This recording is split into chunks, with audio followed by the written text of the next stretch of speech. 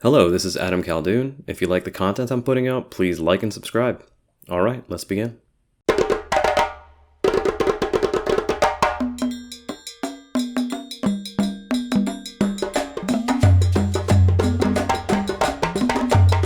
This is a story about how a group of slaves were able to free themselves.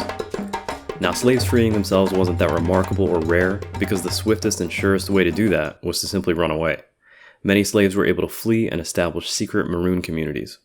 On the other hand, this story is about Africans who were able to free themselves while working within the slave system and elevating their social status. The first time I read about this story, I thought it was fascinating because it challenged many of my assumptions about slavery and enslaved Africans. One of the things I love about studying history is discovering how much of what you think you know is simplified or just wrong.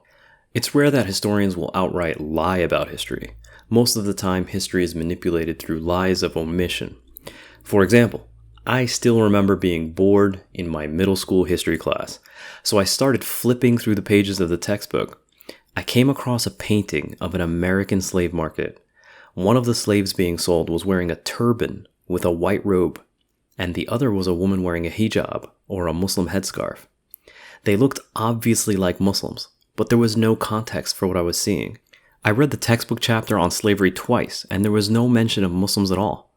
This was before Google, so it literally took me decades before I could understand what it was that I was looking at. A lot of what I learned about slavery in school was incomplete and simplified.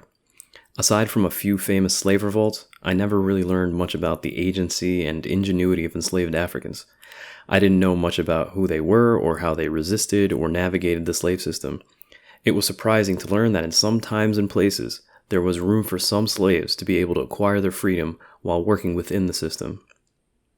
Now consider the following scene. Imagine you have been captured as a slave in Africa, and you had to go through the hellish Middle Passage to the Americas. When you finally arrive, naked and traumatized, you are lined up on the deck of the ship with other slaves in order to be resold. You hang your head out of anxiety and exhaustion. Then you hear, "Assalamu alaikum, peace be upon you." Your head shoots up, and you see smiling Mandinka Africans, like you, wearing turbans, shuffling onto the ship. They're unchained and wearing clean white robes. You respond with "Wa alaikum assalam." They question you about your religion, and you say, "La ilaha illallah, Muhammad Rasulullah, there is no deity but God, and Muhammad is his messenger." They're pleased with you. They cover your nakedness with a robe and give you the good news that they will purchase and free you. It seems far-fetched, but this is what was likely to happen in Trinidad in the early 1800s. Free African Muslims were usually the first on slave ships looking for fellow Muslims to emancipate. How did these formerly enslaved Mandinka Muslims manage to be able to free themselves, then raise enough money to rescue fellow Muslims from a lifetime of chattel slavery? This was because of the heroic and extraordinary efforts of the Mandinka Muslims of Trinidad. Before we continue, we should talk a little bit about their background. Who are Mandinka Muslims? How did they get captured in the first place? It's not well known, but about 1/3 of slaves brought to the Americas were Muslims from West Africa. About 40% of West Africans are Muslims today, so it's not surprising that many of the Africans brought to the Americas were Muslim. Their stories aren't widely known, even though many of them are fascinating struggles of survival and the preservation of human dignity. A lot of the stories that we celebrate in modern American culture are those of individuals striving hard and succeeding against all odds. The most popular biographies are of entrepreneurs, athletes, celebrities, and politicians, which all highlight a single person's achievements. Many of the slave narratives that I read in high school also highlighted individual slaves that worked up the courage to escape from the plantations and were helped by sympathetic abolitionists. But what about Africans themselves? What agency did they have? How did they band together as proactive communities to preserve their humanity and their religion? How did they take the initiative to shape their destinies against the oppressive machinery of chattel slavery? The Mandinka Muslims of Trinidad are a dramatic example of Africans writing their own destiny, but their accomplishments were just a continuation of the Islamic values and the solidarity of their communities back in Africa. For example, a slave director working in Senegal observed about the Muslims in Africa that, quote, they love one another and help each other. One does not hear that they make captives. This punishment is given by the king only, and only reserved to those who are guilty of something extremely serious, end quote. This attitude traveled with them when they were imported into the Americas. Europeans would comment on how Muslims stuck together even across ethnic lines. A Spanish priest in Colombia wrote in 1620 that even though the slaves had different languages and were of different races, they communicated well with one another because they all belonged to the quote-unquote cursed sect of Muhammad. Another European visiting Brazil in the mid-1800s also mentioned that the Muslims were, quote, united amongst themselves more than the other nations, end quote. The majority of the Muslim slaves in Trinidad were Mandinka from West Africa. Learning who they were in Africa can help explain their behavior in the Americas and their Islamic identity. The Mandinka were among the earliest peoples to convert to Islam in West Africa. They established Mali in 1235. It was the first Islamic empire in West Africa and lasted for over 400 years. This makes it the longest lasting empire in West African history. For context, the US is only a little over 240 years old. At their height, they were able to field the largest army in the world at the time. Cities like Timbuktu became centers of Islamic legal and scientific scholarship. The most famous sultan of the Mali Empire was Mansa Musa, the wealthiest man in the world, who went for Hajj or pilgrimage to Mecca in 1324. When he stopped in Egypt, he generously spent so much gold in charity that he crashed the economy there for an entire decade. The Islamic identity of the Mandinka was so powerful in West Africa that the word for Muslim was Male, or person from Mali. Despite the racist theories of Europeans, this legacy of Islam, high culture, scholarship, trade, and skill in warfare meant that the Mandinka were a force to be reckoned with. It's no coincidence that the slaves who revolted on the Amistad were Mende Africans, very closely related to the Mandinka. How did these Mandinka Africans end up in the Americas as slaves? The most common way that West Africans were enslaved and sold to Europeans was by being captured as prisoners of war. Others were merchants or traveling scholars or students enslaved by bandits. Europeans would only trade guns for slaves. This meant that in order for African states to survive, they had to provide a steady stream of slaves to compete in the West African arms race. As a result, kings would raid other states or even their own people to come up with the slaves needed to trade for weapons. The consequence for all this was that Muslim soldiers, literate scholars, and experienced merchants all found their way to the Americas as slaves where they could use their skills to their advantage. One such slave was Samba Macumba, who was able to use his skills in Trinidad to free himself. He was able to work and save enough money to purchase his freedom. It was relatively common for highly skilled slaves to make an agreement to go unsupervised so long as they pay their owner a certain amount of money every month. Anything they earn over that amount is theirs to keep. Once free, Macumba banded together with other Muslim slaves that had also earned their freedom and began an association with him as their imam. As a group, they purchased land, bought homes, and earned a living as farmers and traders. This gave them the financial stability to enact an ambitious plan. They began to raise money to purchase and free enslaved Muslims. Slaves were freed on the condition that they pay part of their wages as dues to the association so that they could free even more Muslims. When a slave ship arrived in Trinidad, Macumba's people were the first on board searching for Muslims to free. This continued until there were no more Muslim Africans enslaved in Trinidad. But that didn't stop Macumba's community. They expanded their work to surrounding islands, freeing Muslims wherever they could find them. Samba Macumba claimed that they had freed 500 Muslims. To put this in context, I researched the cost of a slave to be approximately $80,000 in today's money. This could vary as skilled slaves could cost up to 50% more.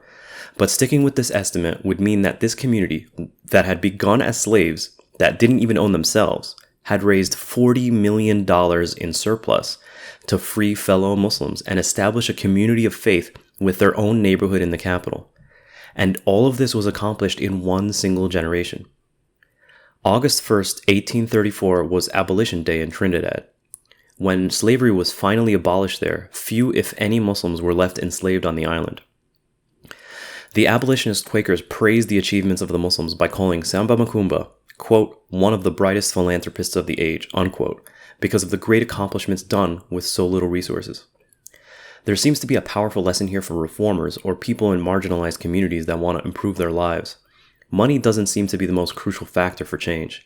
It's human capital and vision that drive change.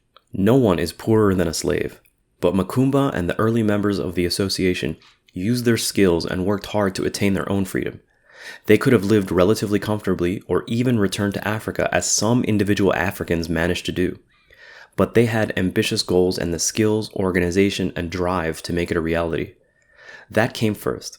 Then the money followed, so that they were able to raise that $40 million surplus and establish a self-sufficient community of Muslims that were all freed men.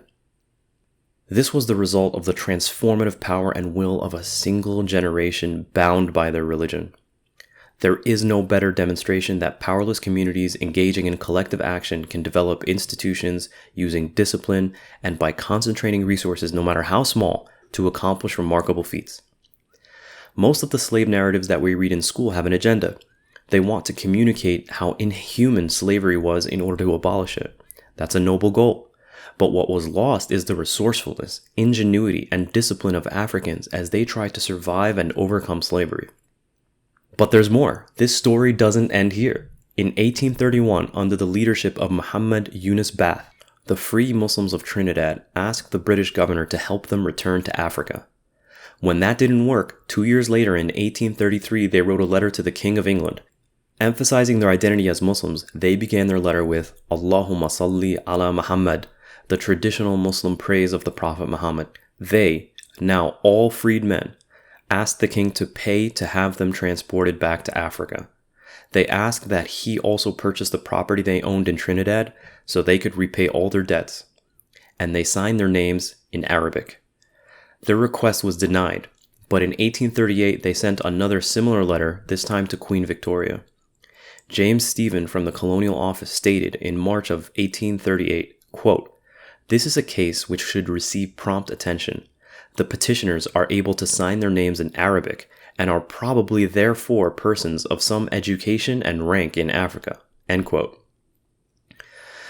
The literacy and religion of these former slaves elevated their rank so that they were able to get the attention of the English crown, at the time the most powerful emperor in the world. In 1838, the governor of Trinidad summoned the leader of the Muslims to tell them that their request would be denied because of the dangers of returning to Africa and the risk of being enslaved again. This sounds like a patronizing cop-out, and the Muslims recognized it as such. They protested that they would be safe, and the British eventually promised them free transportation. Unfortunately, they quickly changed their mind because of the cost, and the fear that this would set a precedent for former slaves all asking for the same treatment, especially after abolition. We should stop and reflect on the confidence and vision of this community. There literally was nothing lower in status than a slave. But within a generation, these former slaves, having freed themselves, were now presumptuous enough to petition the most powerful monarch in the world, who ruled over nearly 500 million people on 6 continents, and expect a response. There's a lot of lessons we can learn from these Africans. It's common for some people to claim religion is evil and is responsible for wars and human suffering. But this is an example of how religion elevated a weak and oppressed people. Islamic values are what bound these Africans together in a community. It was the source of their discipline and stubborn desire to be free to practice their own religion. Islam's strong encouragement of the emancipation of slaves drove them to strive hard to free their fellow Muslims. The literacy and education of Africans, which was a direct consequence of Islam, set Muslim Africans apart from other slaves. This forced Europeans to take notice of them and confront their racist theories of Africans as subhuman savages or cannibals.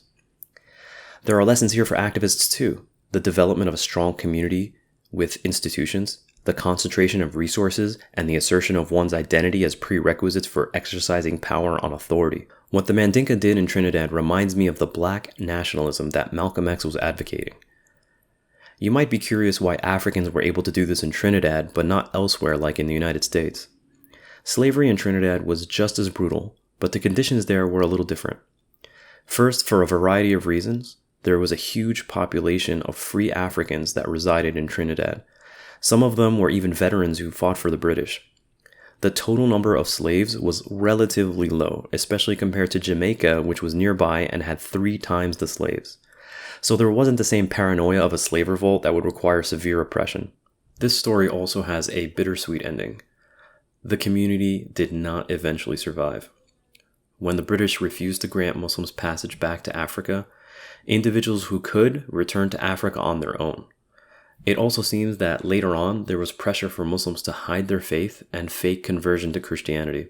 However, the biggest blow to the survival of Islam was that Muslim men vastly outnumbered Muslim women because the men were much more likely to get captured as slaves.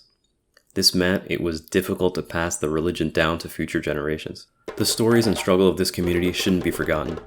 They should be celebrated and retold for inspiration and as a testament to the power and will of a determined community, even under the brutal conditions of chattel slavery.